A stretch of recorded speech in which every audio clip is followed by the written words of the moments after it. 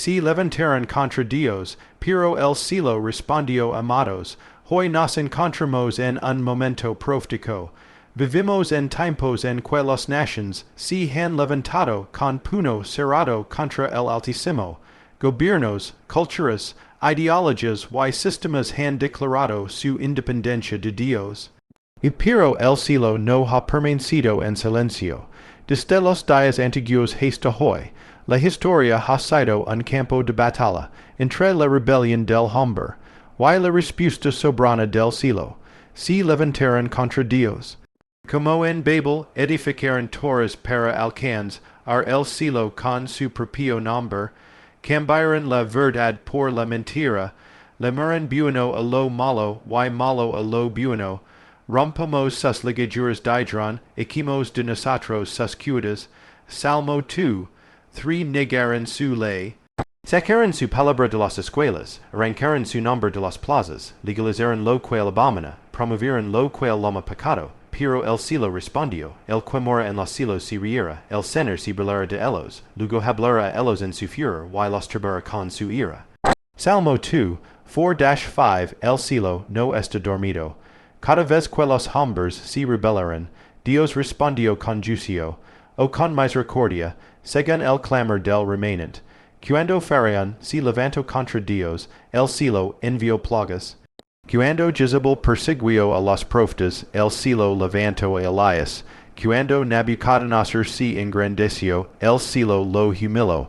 Y cuando el pecado abundó, la gracia sobreabundó. Cuando los clavos traspasaron al hijo de Dios. El cielo rasgó el velo, cuando lo sepultaron, el cielo lo resucitó, y ahora las naciones se levantan de nuevo, desprecian los pactos antiguos, celebran la rebelión, aprueban leyes contra la vida, la familia, el orden divino. Pero el cielo está respondiendo, no con indiferencia, con señales, con temblores, con un llamado. El cielo está hablando, a través del juicio, a través de la misericordia, a través de su espíritu. Dios está llamando a su pueblo, si humillar mi pueblo, sobre el cual mi nombre es invocado, yo guardaste los cielos perdonar sus pecados, y sanar su tierra. 2 Crónicas 7, 14 tu parte de la respuesta del cielo. Llamado a ser luz en medio de la oscuridad, a proclamar el nombre que está sobre tu nombre, a no doblar la rodilla ante Baal, a permanecer firme cuando el mundo cae, a ser voz profética en una generación dormida. Se levantaron contra Dios, pero el cielo respondió, y está respondiendo on, la pregunta es, responderás tú, seguirás la corriente del mundo, o te alinearás con el cielo, te calarás, o levantarás tu voz. Si eres parte de la apostasia, o parte del despertar, hoy el cielo te llama, hoy Dios busca atalayas, intercesores, profetas, siervos fieles que no temen al hombre, porque aunque las naciones se sacuden, Dios sigue en su trono. Y su respuesta está viniendo, preparat, porque el cielo responderá otra vez, con poder, con gloria y con justicia, y el Señor mismo descenderá del cielo. 1 Tesalonicenses 4:16 Arrepentid. Violvida él, porque lo que vin será glorioso para los que le esperan, y temable para los que le rechazan. Se levantaron contra Dios, pero el cielo respondió, y responderá, con fuego, con gloria, y con redención. Amén. Las naciones se han rebelado contra Dios, rechazando su ley y verdad. Las naciones se han rebelado contra Dios, rechazando su ley y verdad. Esta rebelión no es un fenómeno nuevo, es una constante en la historia de la humanidad. Desde el principio, cuando el hombre se atrevió a desafiar el mandato divino en el Edén, hasta nuestros días, la humanidad ha tenido la tendencia de levantar su propio trono, ignorando el trono de Dios. Hoy vimos esa misma rebelión manifestarse con mayor intensidad y descaro. Gobiernos enteros han legislado en contra de los principios bíblicos, Si han promulgado leyes que contradicen abiertamente la palabra de Dios, exaltando la inmoralidad y castigando la rectitud. Si llama progreso a lo que Dios llama pecado, y si celebra públicamente lo que en el cielo cosa danto. No solo las leyes han cambiado, el corazón del hombre también, si ha endurecido, ha cambiado la gloria del Dios incorruptible por imágenes, filosofías humanas, ideologías que niegan al Creador. Si han construido sistemas educativos donde Dios está ausente, si han promovido ideologías que exaltan al hombre como su propio Salvador, y si ha sustituido la autoridad de la Escritura por la opinión pública. El resultado ha sido un mundo en confusión, una generación sin norte, y sociedades que se desmoronan desde adentro. Todo en nombre de la libertad, pero lejos de Dios, el hombre solo encuentra esclavitud. La rebelión no solo es contra una religión, ni contra una institución, es contra Dios mismo, es una guerra espiritual disfrazada de política, cultura o derechos, es el eco del Salmo 2, donde los reyes de la tierra conspiran y los gobernantes se confabulan contra el Señor y contra su ungido. Dicen, rompamos sus cadenas, libramanos de sus ataduras. Lo que llaman cadenas, Dios lo llama verdad. Lo que el mundo desprecia como limitación, el cielo reconoce como protección. Esta rebelión se manifiesta también en lo personal.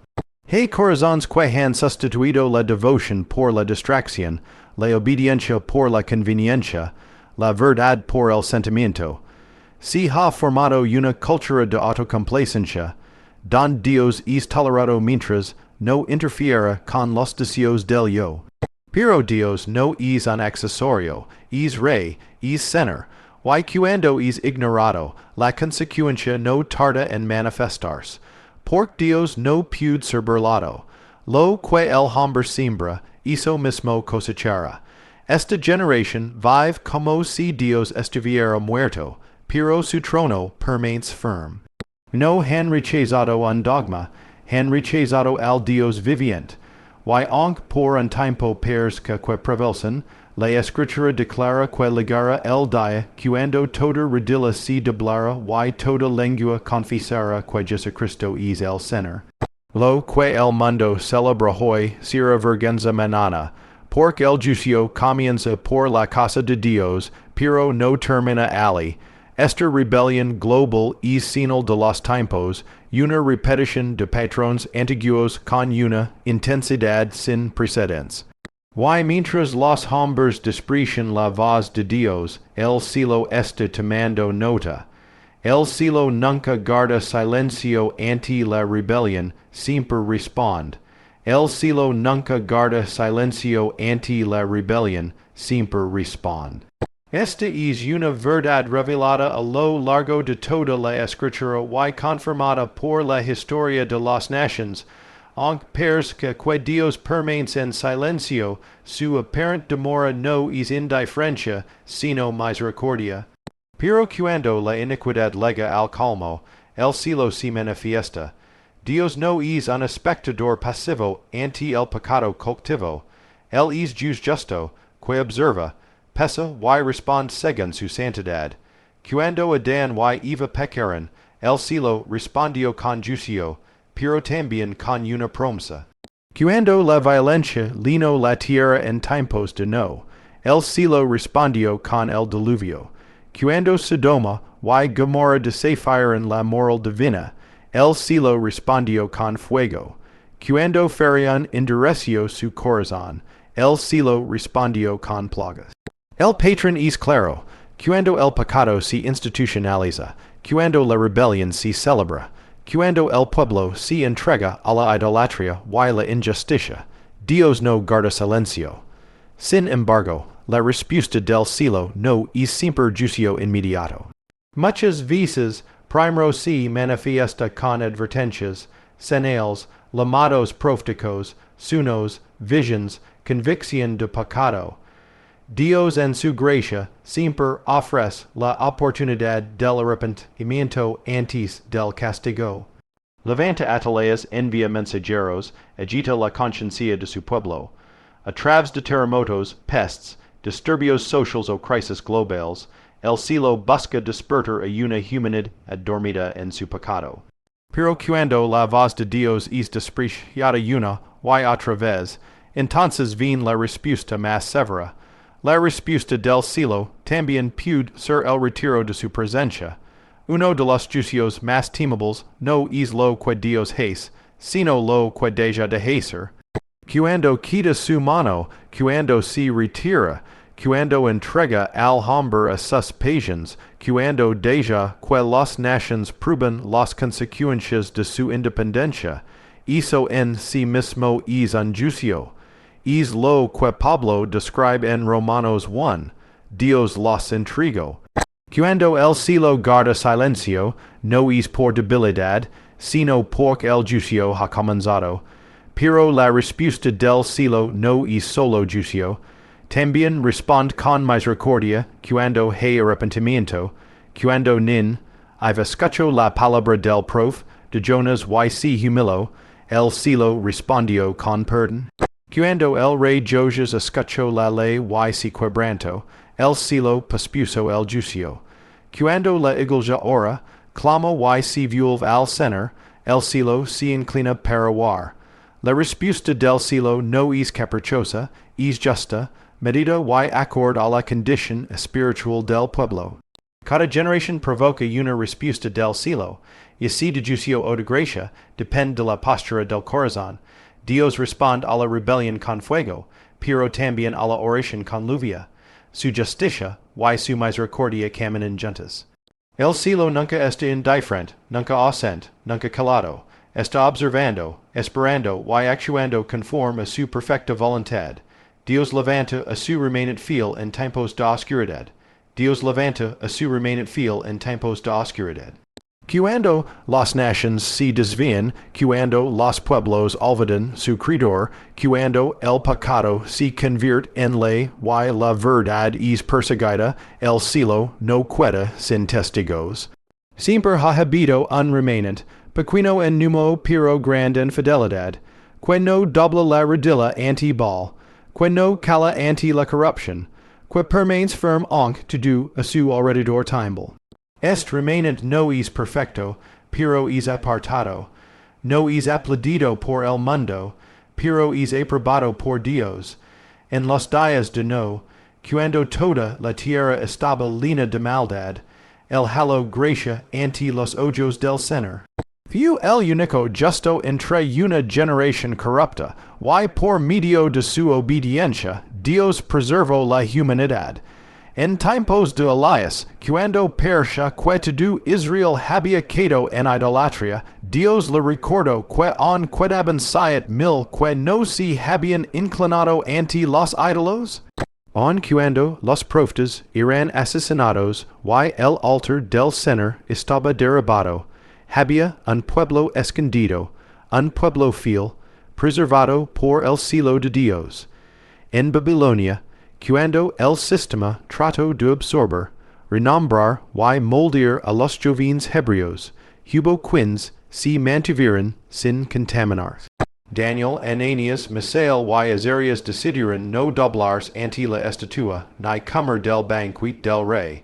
Y fue precisamente su firmeza lo que provocó una manifestación gloriosa de Dios en medio del horno de fuego y del foso de los leones. La fidelidad del remanente atrae la intervención del cielo.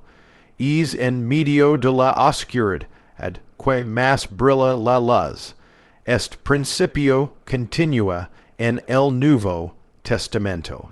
Cuando Israel estaba bajo a prisión romana, cuando los fariseos controlaban la religión y los corazones estaban endurecidos, Dios encontró a una virgen llamada María, a un hombre justo llamado José, a unos pastores humildes y a unos magos sabios. Un pequeño grupo de creyentes que anhelaban la redención, que esperaban la consolación de Israel. Ellos no estaban en los palacios ni en los templos principales, pero estaban atentos a la voz de Dios. Y por medio de ellos, Dios introdujo al millas en el mundo. El remanente no busca fama, busca fidelidad, no sigue la multitud, sigue la nube.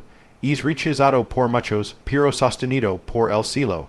Es sembrado en secreto, pero manifestado en el tiempo de Dios. En cada generación que se ha levantado contra el Señor, él ha levantado hombres y mujeres que han intercedido, predicado, denunciado y vivido en santidad, a veces en lo público, a veces en lo secreto, pero siempre con propósito eterno. Son la sal que preserva, la luz que expone, el clamor que detiene el juicio. Dios no necesita multitudes para cambiar el curso de la historia. Le basta con un remanente que no se contamine, que la crea, que la obedezca. El juicio y la misericordia son respuestas divinas según el corazón del pueblo. El juicio y la misericordia son respuestas divinas según el corazón del pueblo. Dios no actúa arbitrariamente, ni su justicia se desata sin previo aviso. Él pesa los corazones, examina los caminos, y responde de acuerdo a la condición espiritual de una nación o de una generación. La escritura revela este equilibrio perfecto entre juicio y misericordia desde el principio. Cuando el pueblo se vuelve rebelde, idólatra y obstinado, el juicio se acerca. Pero cuando se humilla, se arrepiente y clama, la misericordia fluye desde el cielo. En el caso de Sodoma y Gomorra, Dios declaró que el clamor contra esas ciudades era grande y su pecado gravísimo. Sin embargo, incluso antes de la destrucción, Dios reveló a Abraham lo que haría, dando la oportunidad de interceder. Y Abraham intercedió, apelando a la justicia de Dios, preguntando si destruiría la ciudad por causa de los justos. Dios respondió con misericordia condicional. Si encontraba tan solo a 10 justos, perdonaría toda la ciudad. Esto demuestra que el juicio vino cuando no hay remanente, cuando el corazón colectivo está endurecido, y el pecado ha alcanzado su colmo. Pero la misericordia también está disponible, condicionada al arrepentimiento y a la intercesión. En los días de Jonas, Dios envió al prof de Nínive para proclamar juicio. Sin embargo, cuando el pueblo escuchó la palabra y se arrepintió, desde el rey Jes, de los animales se cubrieron de silicio y ayunaron. Entonces el cielo respondió con compasión, y el juicio fue detenido. El corazón arrepentido siempre activa la misericordia de Dios. Él no quiere la muerte del impío, sino que se vuelve de sus malos caminos. Pero cuando la advertencia es ignorada, cuando se endurece el corazón, el juicio se vuelve inevitable. En tiempos de Israel, cuando el pueblo caía en idolatría, Dios enviaba profetas para llamar al arrepentimiento. Muchas veces estos profetas eran rechazados, perseguidos o incluso asesinados. Pero mientras hablaban, el juicio se detenía. Solo cuando la voz profética era silenciada o ignorada por completo, el juicio caía. El exilio a Babilonia no vino de la noche a la mañana, sino tras generaciones de apostasia acumulada y múltiples llamados ignorados.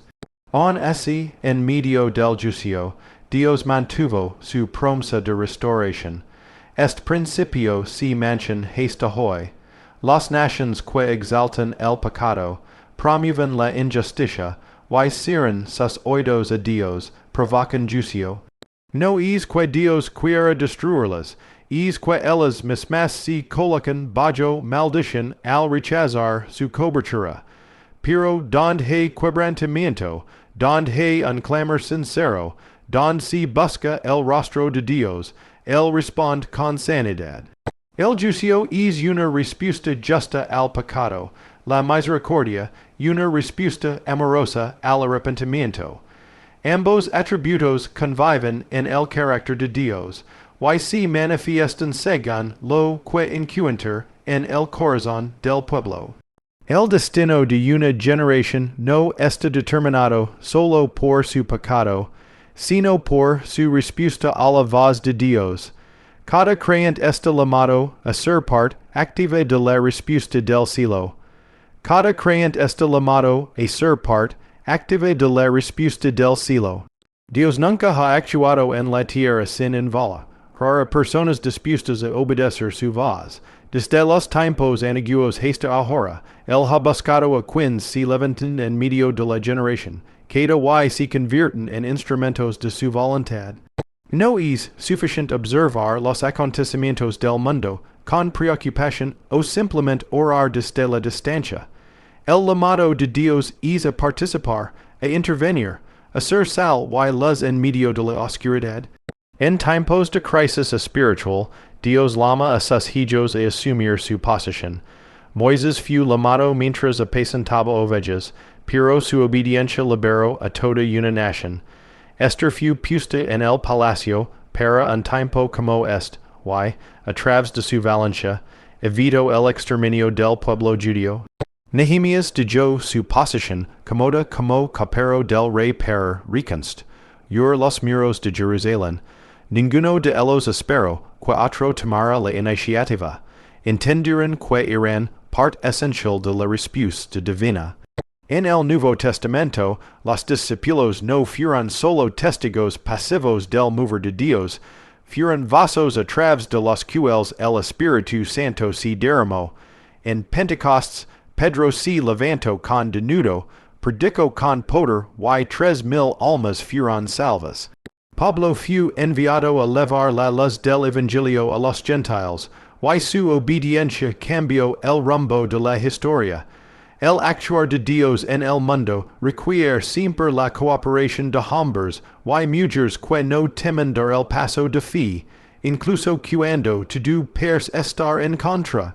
Ser parte activa de la respuesta del cielo implica estar dispuesto a nadar contra la corriente.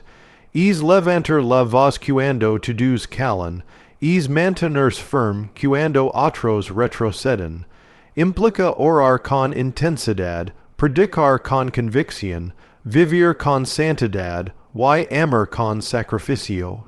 Significa interceder por las naciones, reprender el pecado con amor, consolar al quebrantado, y discipular a los nuevos creyentes. No se trata de un cristianismo pasivo, sino de un compromiso radical con la voluntad de Dios.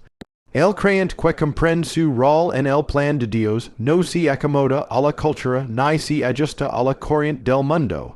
Al contrario, vive como embajador del reino, con la autoridad delegada desde el cielo para impactar la tierra. Donde hay oscuridad, leva luz. Donde hay confusión, leva verdad. Donde hay muerte, proclama vida. Su vida se convierte en una proclamación viva del Evangelio. El mundo no necesita más espectadores espirituales, necesita mensajeros, intercesores, obreros y testigos que se levantan con Cielo Santo. La batalla espiritual que se libra en este tiempo requiere creyentes despiertos, alertas y determinados. No basta con saber que el cielo responde, hay que ser parte de esa respuesta. Dios ha depositado su espíritu en sus hijos no para que se escondan, sino para que se manifiesten. El poder que levantó a Cristo de los muertos habita en ellos, no para ser retenido, sino para ser desatado. Cada creyente, sin importar su trasfondo, ha sido llamado a ser una voz, una antorcha, un muro, una trompeta que anuncia que el reino de Dios esté presente en medio de la rebelión.